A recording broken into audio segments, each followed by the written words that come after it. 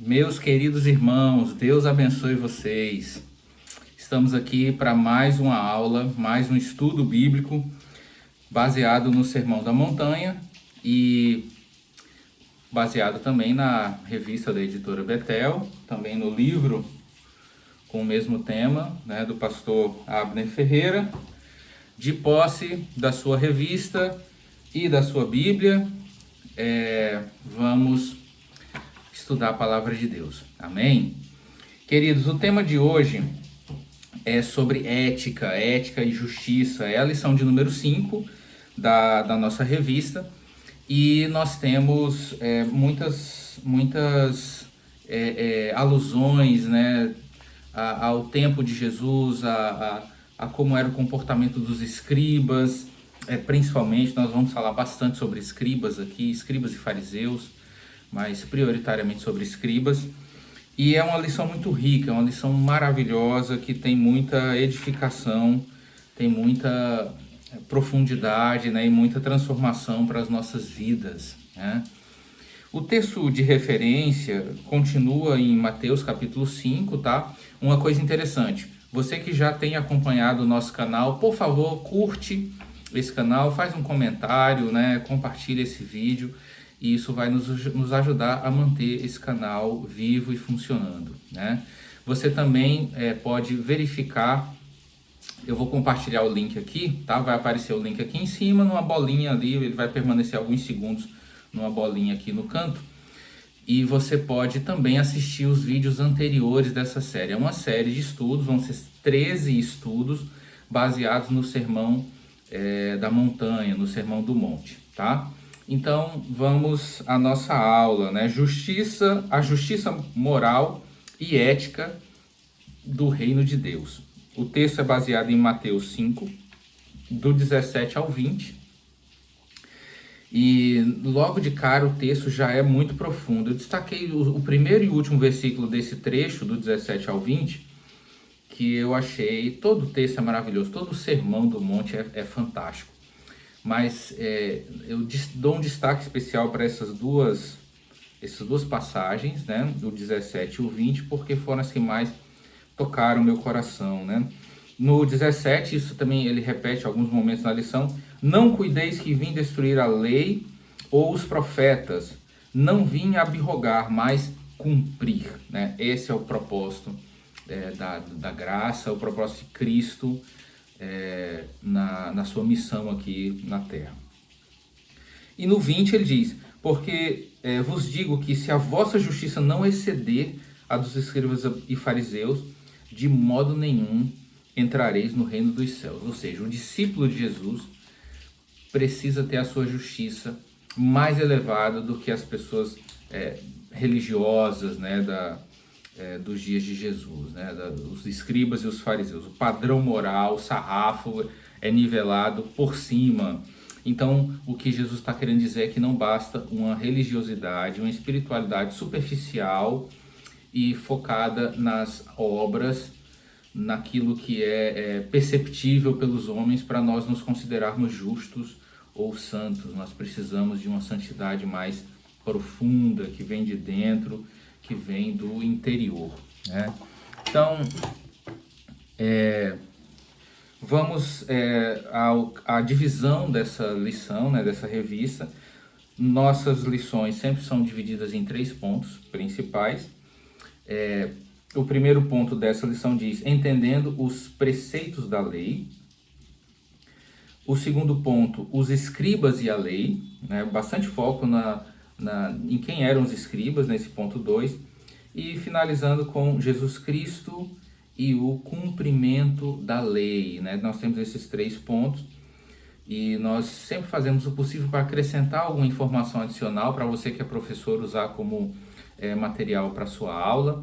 Para você que é aluno e quer também aprofundar, conhecer um pouco mais, ser mais participativo na sua classe, essa lição também é para você. Professores e alunos, sejam muito bem-vindos a esse canal aqui, que Deus abençoe a vida de vocês.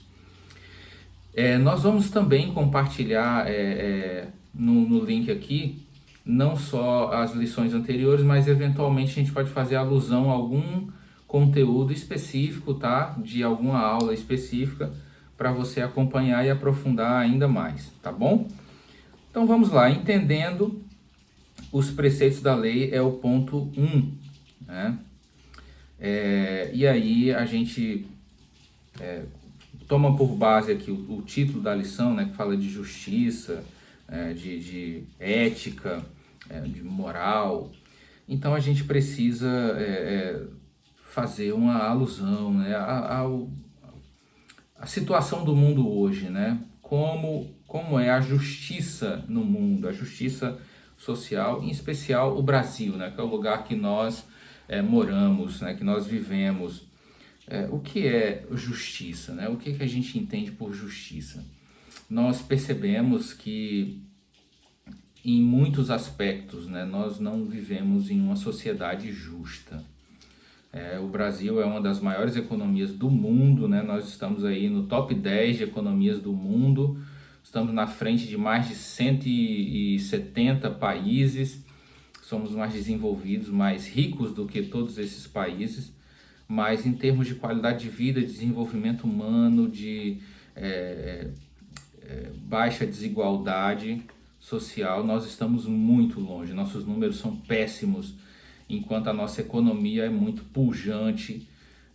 Isso mostra que nós não vivemos, né, numa sociedade muito justa, muito igualitária.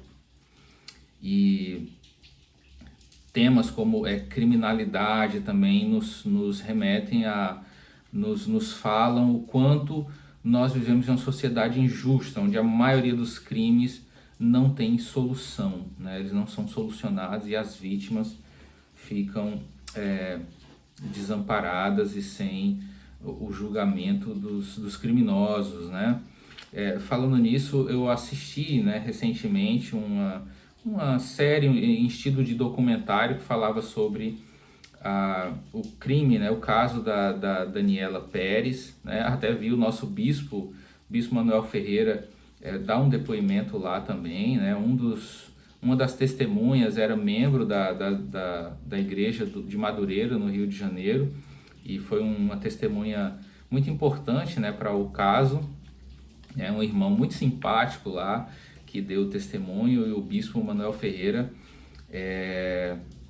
também deu uma palavra lá e ajudou, né, na medida do possível, na solução daquele caso, né? Então nós vemos que é um caso raro, né, em que a justiça foi feita, né? Os criminosos cumpriram pena, né, pagaram a sua dívida com a sociedade, apesar de ser o tempo, né, de prisão na legislação brasileira é muito reduzido, né? Nós temos um teto que já não é muito alto, né?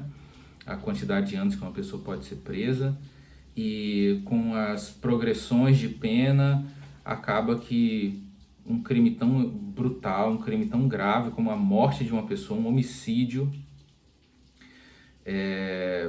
faz com que a pessoa passe ali, né, poucos anos na cadeia e já entre em liberdade de novo, né? Até que ponto isso é justo, né? A pessoa que foi vítima, ela não tem uma segunda chance, né?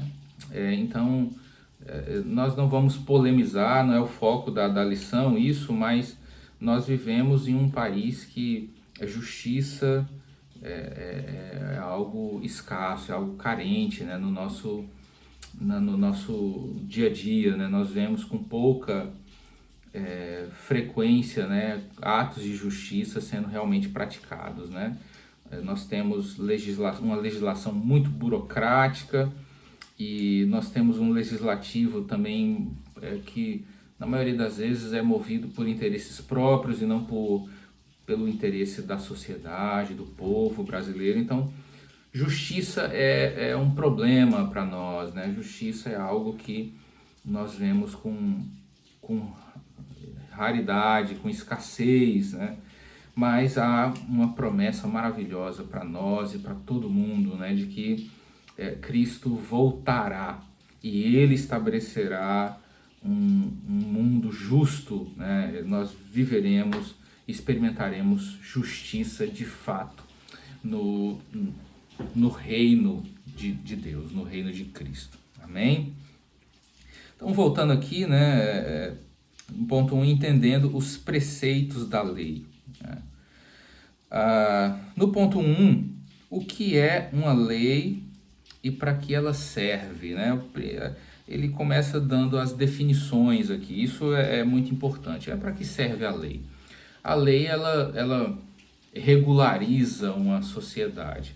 A vida coletiva, a vida em grupo, a vida em sociedade só é possível por causa das leis. Sem leis, realmente ficaria difícil o convívio social. Se cada um fizesse o que bem entende, sem nenhuma restrição, nós teríamos um caos, né? E daí a importância da lei. A lei é quem regula, né? Quem normatiza os comportamentos humanos. Então é a partir das leis que se define como as pessoas devem se comportar, os limites que essas pessoas têm, o quanto a minha individualidade não vai interferir na do outro. Isso tudo é definido a partir das leis. Sem lei não há civilização, né? Sem lei nós caímos numa vida animalesca, né? Sem controle qualquer. Então são as leis basicamente que definem o que é certo e o que é errado. Isso é lei. Mas moral e ética tem um sentido mais profundo, né? Vou dar um exemplo básico para vocês aqui. Presta atenção nesse exemplo. Presta atenção nisso. Todo mundo sabe que se você passar num sinal vermelho aquele sinal vermelho tiver uma câmera, aquela câmera, aquele radar, né, vai fotografar o seu carro, vai registrar a placa e dentro de alguns dias você vai receber uma multa na sua casa. Isso é a lei. Você ultrapassou o sinal vermelho, você cometeu um erro e você vai ser punido, você vai receber uma punição por causa daquela infração, né? Isso é lei. E o que é moral? Moral seria como ampliar a lei para algo de foro íntimo. Vamos dar o mesmo exemplo, um exemplo absurdo. Suponhamos que você passou no sinal vermelho, porque estava apressado, mas não tem câmera. Não tem câmera lá para registrar a sua placa e dar uma multa. Quantos de nós entrariam em contato com o Detran e diria: olha, eu passei no sinal vermelho na rua tal, no endereço tal, e como eu não recebi a multa aqui, provavelmente aquele local não tem um radar com câmera fotografando quem ultrapassa o sinal vermelho. Então eu estou avisando, né, que eu cometi essa infração e eu peço que vocês me enviem a multa para que eu pague, né? A lei e a graça, né, elas têm mais ou menos seria uma comparação absurda, mas é mais ou menos isso. Enquanto a lei se restringir apenas a você cumprir, né, cumprir as regras, né, se você não recebeu a multa, então você não precisa pagar a multa. Se ninguém viu o registro do seu pecado, né, então você não vai pagar nenhuma penalidade. Já a graça amplia isso, ela diz: olha, não importa se você cometeu um erro, não importa se você foi fotografado ou não, né? Então, o que Jesus está dizendo a sua justiça precisa exceder a justiça dos fariseus, né? Eu não estou dizendo que isso é literal, isso é só como eu falei, um exemplo absurdo, né? Levar ao cúmulo da moral e da justiça. Então, nós devemos pensar dessa forma, que Deus está nos observando, independente de qualquer outra pessoa estar acompanhando ou vendo aquilo que a gente faz de certo ou de errado, tá? Então, ponto 1.2.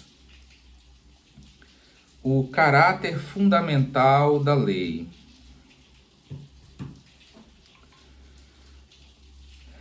Nesse ponto, nós temos uma definição do que é pecado e do que é santidade, né?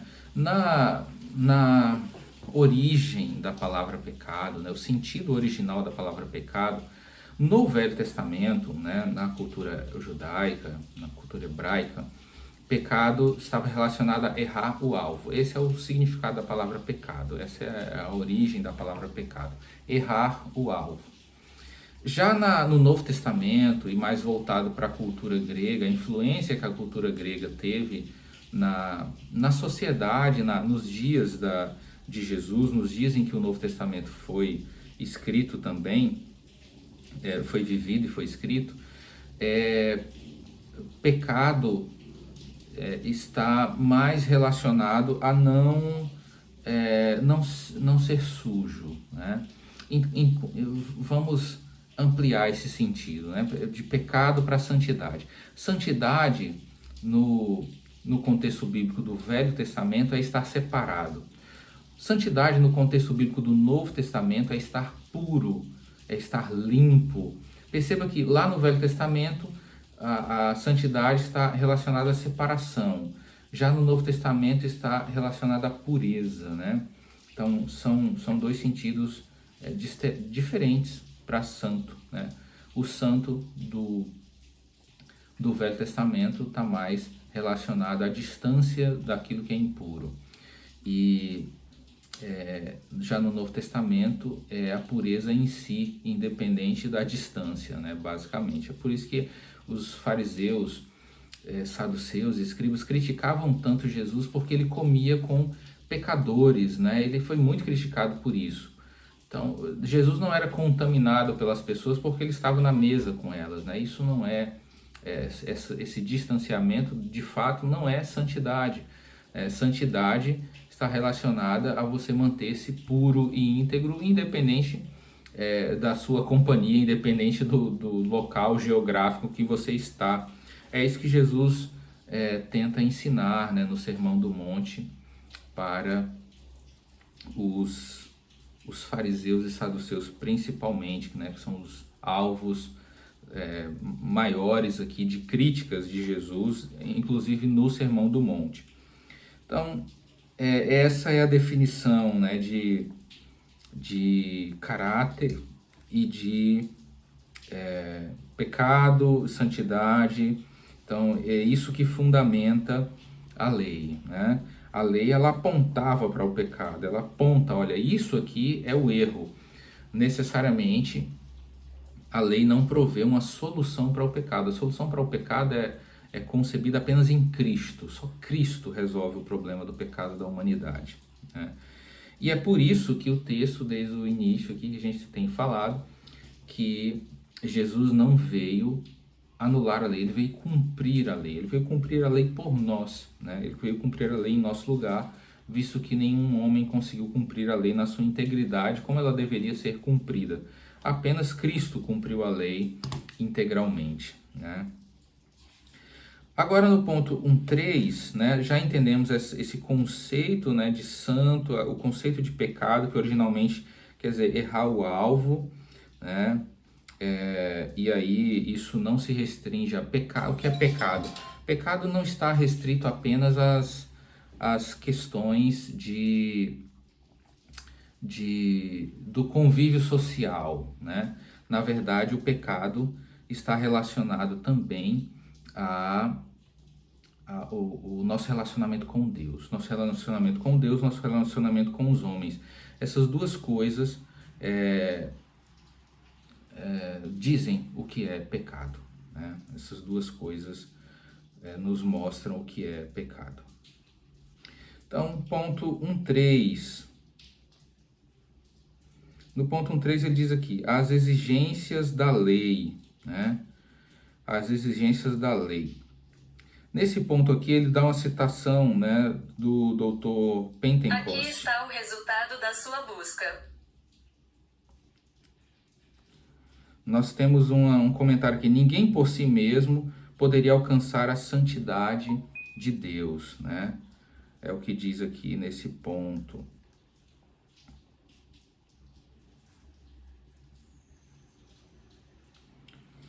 Ou seja, santidade não é mérito humano, né? Santidade não pode ser alcançada pelos nossos esforços. Santidade é algo que depende unicamente de um santificador, que é Deus, né? nas três pessoas da Trindade: o Pai, o Filho, o Espírito Santo. O Espírito Santo nos santifica, o Filho nos redimiu, né, nos deu a santidade através da cruz, né? Então, cada um com o seu papel na salvação do homem, né? Então, ainda no ponto 1.3, nós temos aqui uma definição, né, do que seriam os fariseus e os escribas, e mais detalhadamente, né, no ponto 2 ele vai aprofundar esse conhecimento a respeito dos escribas.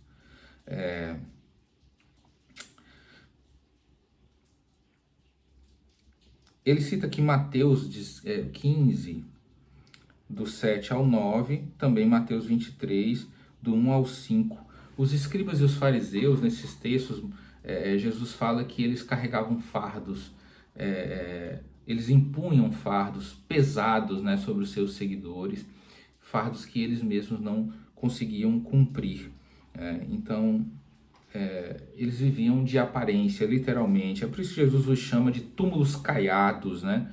Porque eles sabiam que não poderiam alcançar a santidade, mas ainda assim impunha essa santidade para as pessoas. É por isso que quando aquela mulher pega em adultério, é posta diante de Jesus, Jesus diz que o primeiro pecador, o primeiro que não pecou, atire a primeira pedra. Todos eles abandonam, né, a intenção de matar aquela mulher, né? A lei revelou não apenas a santidade divina, mas também os requisitos de um Deus santo para aqueles que desejam andar em comunhão com Ele, né? Então, o conceito de santo nós já passamos, né? Separado no Velho Testamento, puro no Novo Testamento. E a partir de agora, né, no ponto 2, a gente vai entender quais são os propósitos dos escribas, né? Qual era o papel do escriba no contexto ali daquela sociedade, no contexto judaico, né? Da religião judaica. Bom, basicamente, né, nós já falamos isso em outras aulas, né? Eu vou compartilhar o link aqui para vocês assistirem. A religião judaica nos dias de Jesus, ela tinha 4 grandes grupos, né? Divisões, né? Facções. A primeira era dos fariseus, que era o maior grupo. Tinham os saduceus também, que eles eram um pouco mais liberais, né?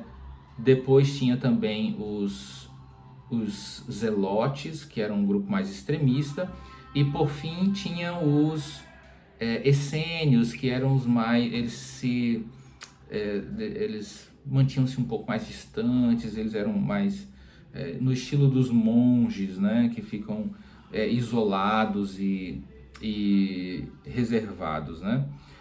Mas o escriba, ele necessariamente não era uma categoria nova, não era uma outra categoria, não era uma outra seita judaica.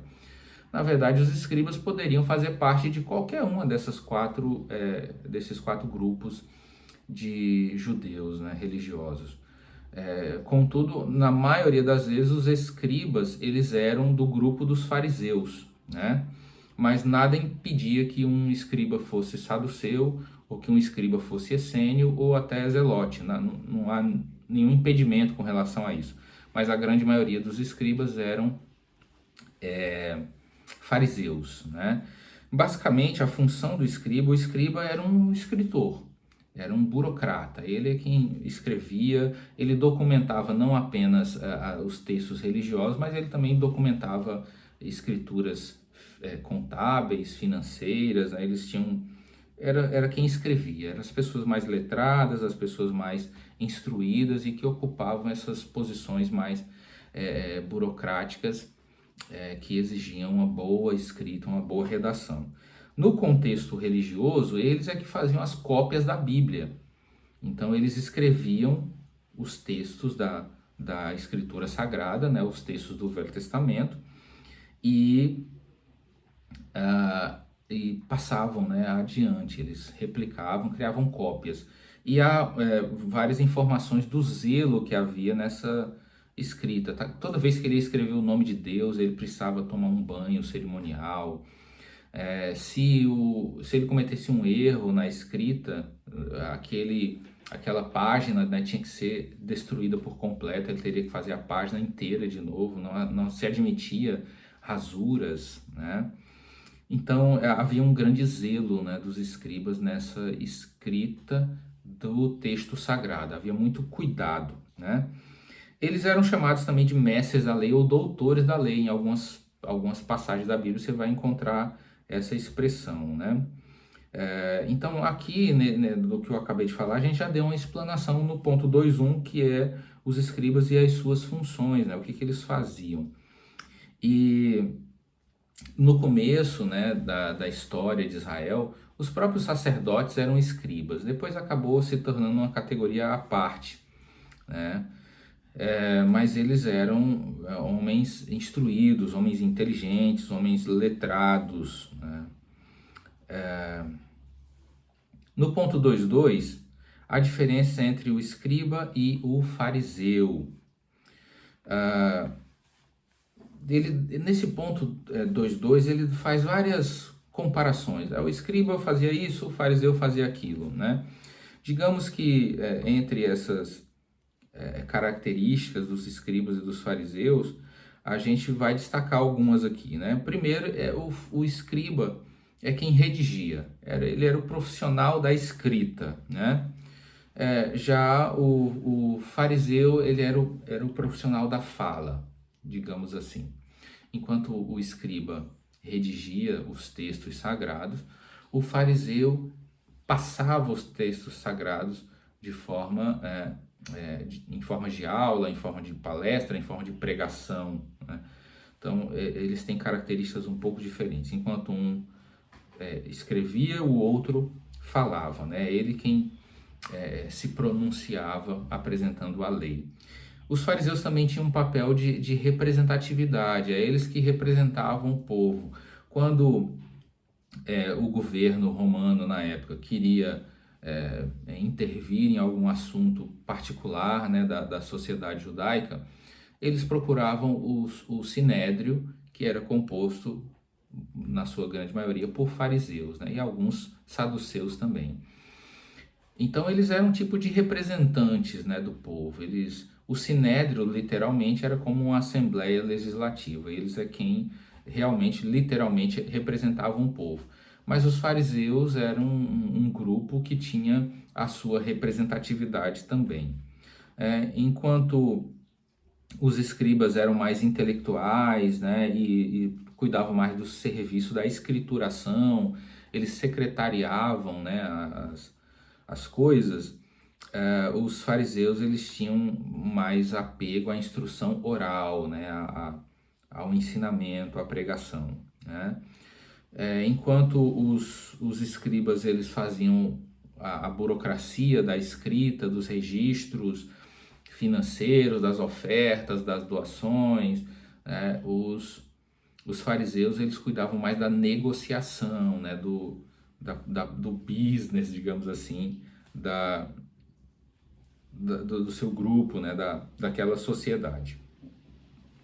Enquanto os escribas eram mais voltados para a intelectualidade, a interpretação, os fariseus eram mais voltados para a religião e para a doutrina propriamente dita, né? Então essas são algumas das características dos escribas comparado com os fariseus, tá? No ponto 2.3, os escribas e a interpretação da lei. Então ele dá uma citação aqui do William Barclay, que diz o seguinte, que os escribas já estavam em evidência desde o retorno do cativeiro da Babilônia. E aí ele cita aqui Esdras 7, 6, 11, 21 e Neemias 8, do 1 ao 8.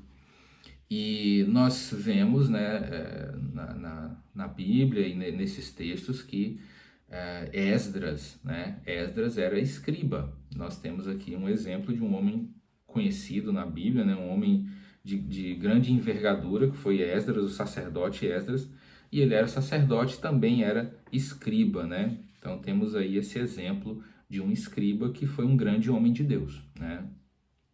O Esdras, que participou ali ativamente, né, da volta do povo, né, da saída do cativeiro. Havia uma questão, né, que esse ponto 2.3 aponta.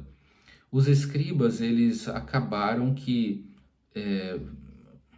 estenderam, né, o seu papel original, né, que era replicar o texto bíblico, e eles também passaram a meio que querer interpretar a sua maneira qual era a vontade de Deus, né, para o povo. E isso gerou um problema, porque ao invés de ficar com a simplicidade e a objetividade da palavra, o que é certo, qual é a vontade de Deus, o que Deus espera de mim, eles começaram a inventar uma infinidade de coisas que a Bíblia não dizia, né? E isso passou a ser um problema, porque enquanto a Bíblia diz, um exemplo lá nos 10 mandamentos, né, que nós deveríamos honrar, né, que o povo judeu, eu vou corrigir, né, vou ser mais preciso, o texto diz que o povo judeu precisaria santificar o sábado, né, honrar o sábado, reservar o sábado para o culto, né, santificar aquele dia. Eles começaram a inventar uma infinidade de coisas, e até quando Jesus curava alguém num sábado, isso era motivo de polêmica na época, né? Eles se levantavam e diziam: você não pode curar no sábado, isso não é permitido pela lei. Em nenhum momento a lei proibia que uma cura fosse realizada no sábado. E coisas absurdas, né? O autor aqui, o Abner Ferreira, bispo Abner Ferreira, chega a dizer, né, no comentário que eles proibiam até que uma pessoa penteasse os cabelos no sábado, né? Então são coisas que a lei em nenhum momento apresenta, mas a tradição, né, dos escribas e dos fariseus foram espalhando, né, essas interpretações, esses mandamentos adicionais aí que não continham na palavra de Deus, eles começaram a também seguir essa tradição. E esse foi o motivo para Jesus, no Sermão do Monte, fazer tantas críticas aos religiosos da época, porque eles estavam destruindo, né, deturpando aquilo que a lei de Deus dizia e colocando seus próprios mandamentos humanos na interpretação e equiparando essa interpretação à própria escritura, né? Eles diziam que aquela tradição era tão inspirada quanto a própria palavra de Deus, né? No ponto 3, Jesus Cristo e o cumprimento da lei. Apesar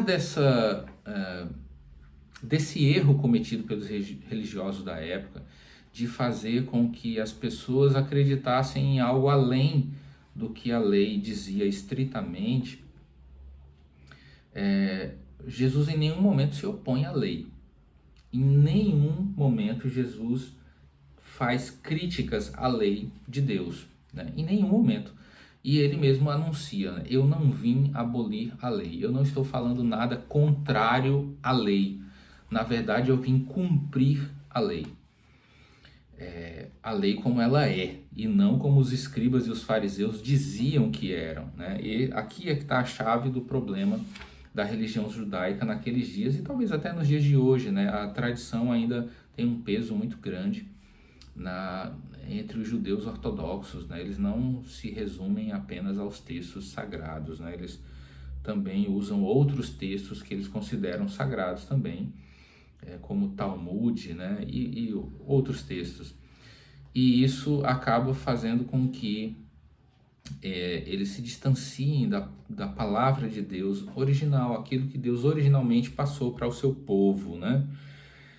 E aí não cabe a nós aqui dar qualquer pitaco, né, na religião judaica. Nós apenas compartilhamos aqui a interpretação do nosso ponto de vista, né, dessa lição aqui, né? Então, no ponto 3.1, Jesus não veio anular a lei, né? Ele diz aqui categoricamente no versículo 5:17, eu vim para cumpri-los, eu vim para cumprir os mandamentos, eu vim para cumprir a lei, né? Lá em Gálatas, esse texto é interessante, tá? Eu queria que você anotasse aí, né? Ele é um texto além aqui da revista, né? Gálatas 3, 24. O apóstolo Paulo diz nesse texto que a lei funciona como um aio, ou seja, a lei funciona como um professor. A lei aponta, né, a direção certa, né? A lei diz o que é certo e o que é errado. Se, hipoteticamente, né, se decretasse uma lei hoje, é proibido usar terno azul e camisa branca, então eu estaria sendo um infrator da lei nesse momento, né? Mesmo que seja um exemplo absurdo. A lei diz o que é certo e o que é errado. Sem lei, não há pecado, digamos assim. Se não houver nenhuma lei, não há nenhum pecado, porque nada estará sendo transgredido. É por isso que na dispensação original, né, na dispensação inicial, onde o homem vivia em inocência no seu relacionamento com Deus, após a queda o homem diz, eu estou nu, né? E aí Deus pergunta para ele, mas quem te disse que você estava nu? Ou seja, na sua inocência antes da queda, não havia nenhuma restrição com relação à nudez. Isso não era imoral porque não havia lei com relação a isso, né? E aí, a partir da queda, o homem passou a novas etapas de relacionamento com Deus, né? Que os dispensacionalistas chamam de dispensações, né? Que em muitos aspectos faz muito sentido, né? Agora, no ponto 3.2, né? Além de Gálatas 3.24, que fala sobre o papel da lei como um instrutor, como um orientador do que é certo e do que é errado, eu recomendo também que você leia a carta aos Hebreus, né? O livro aos Hebreus é um livro pequeno, não é muito extenso, são poucos capítulos, e ele vai dar uma compreensão muito clara, né, da diferença da lei e da graça, como a lei, né, aquelas passagens lá do Velho Testamento apontavam para Cristo. É um texto fantástico. Eu recomendo que você leia Hebreus para ter um aprofundamento nesse conhecimento de lei e graça, tá? Ponto 3.2. Jesus afirmou que toda a Escritura se cumprirá. Ou seja, nas palavras de Jesus, nenhum tio, nenhum J, nenhum acento, nenhuma vírgula da lei cairia sem o seu devido cumprimento. A palavra de Deus não cai, né? Toda ela se cumpre. Tudo que Deus diz vai acontecer ou já aconteceu. Ele chega a dizer que pode passar os céus e a terra, coisas que a gente considera praticamente eternos, né? A criação pode deixar de existir, mas a palavra de Deus não deixará, né? Isso mostra como a palavra de Deus é relevante, e como ela é fantástica e poderosa. É por isso que nós nos reunimos todo domingo na Escola Bíblica Dominical para estudarmos a palavra de Deus, porque nós entendemos essa virtude, esse poder, essa autoridade que a palavra de Deus tem. Quando nós entendemos a palavra de Deus como ela a nossa vida verdadeiramente é transformada por aquilo que a Bíblia nos ensina, né? Então, as Escrituras permanecem, né? A palavra de Deus permanece, ela não cai por terra. A quantidade de vezes, né, que os homens tentaram destruir a Bíblia, né? Queimaram o livro de Jeremias, imediatamente Deus orienta que Jeremias reescreva o livro. Não exatamente Jeremias, né? Quem redigiu foi Baraque, né? Um amigo, né? Um servo ali, um parceiro de Jeremias. E Jeremias apenas recebia a mensagem, né? Isso mostra que não adianta, se atearmos fogo em todas as Bíblias do mundo, a palavra permanecerá. De alguma forma, a palavra ressurgirá. Muitos governos tentaram fazer isso, né? Lá na antiga União Soviética, né? Na Rússia, onde as Bíblias eram proibidas, em países como Coreia do Norte e vários países islâmicos, a Bíblia é proibida, né? Mas isso não consegue parar, né? eles acabam de um jeito ou de outro, né? Os cristãos acabam de um jeito ou de outro tendo acesso à escritura, né? Nós vemos testemunhos de missionários que compartilhavam pequenos versículos da palavra de Deus, passando de um para outro, porque eles não poderiam ter acesso à Bíblia. E quantos de nós, né, aqui no Brasil, com toda a liberdade que nós temos acesso à Bíblia, né, inteira, em várias traduções de todo tipo, capas, tamanhos de letra, é uma festa, né, de Bíblias, e damos às vezes tão pouco valor à Escritura, né? E para nós encerrarmos, o ponto 3.2 e 3.3 dizem respectivamente: Jesus afirmou que toda a Escritura se cumprirá, foi o que nós acabamos de falar, e a justiça do reino. Os escribas e fariseus eram considerados os mais piedosos, né? É o que diz o ponto 3.3. E Jesus diz: vocês precisam ser mais santos do que eles. Vocês precisam ser mais justos do que eles. Se eles são o padrão de justiça, então a justiça de vocês precisa exceder a deles, senão vocês não entrarão no reino, né?